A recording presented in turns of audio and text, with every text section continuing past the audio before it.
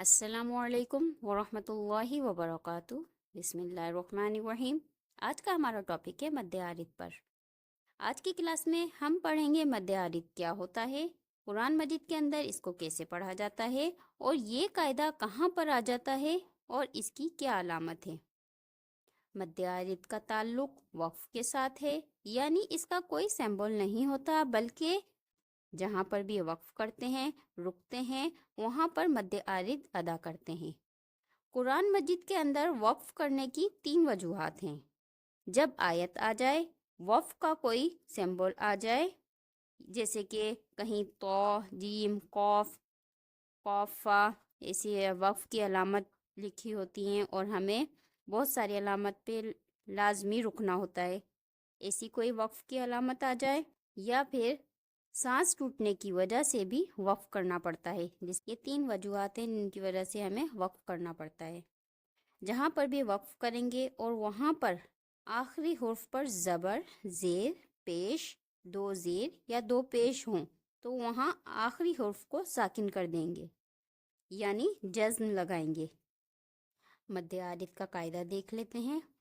اگر کسی لفظ میں حروف مدہ کے بعد ایسا سکون وقف کی وجہ سے آ جاتا ہے تو وہ مد عارض کہلاتی ہے، جس کی کھینچنے کی مقدار 2، 4 یا 6 حرکت کی ہوتی ہے۔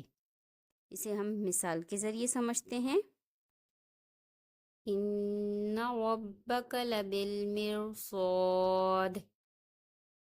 یہاں دیکھیں، الف حروف مدہ میں سے ہے اور اس کے بعد ہم دال پہ وقف کر رہے ہیں، اور ہم نے قاعدے میں پڑھا حروف مدہ کے بعد کوئی ایسا سکون آ جائے وقف کی وجہ سے تو وہاں مد عارض ہوگا، تو یہاں پہ مد عارض ہو رہا ہے۔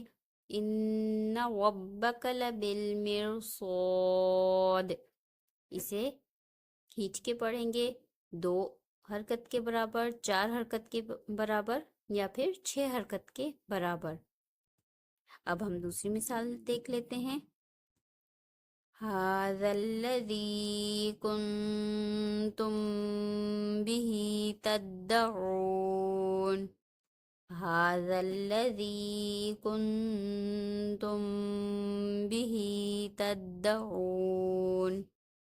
یہاں دیکھیں، واو حروف مدہ میں سے ہے اور اس کے بعد نون کو ہم ساکن کر رہے ہیں، کیونکہ آگے ہم وقف کریں گے اور یہاں پہ مد عارض کا قاعدہ ہوگا۔ تدعون۔ ایک اور مثال دیکھ لیتے ہیں۔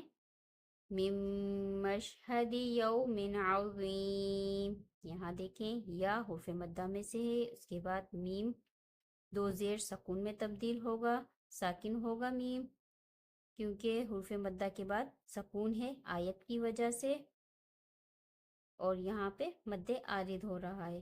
من مشہد یوم عظیم۔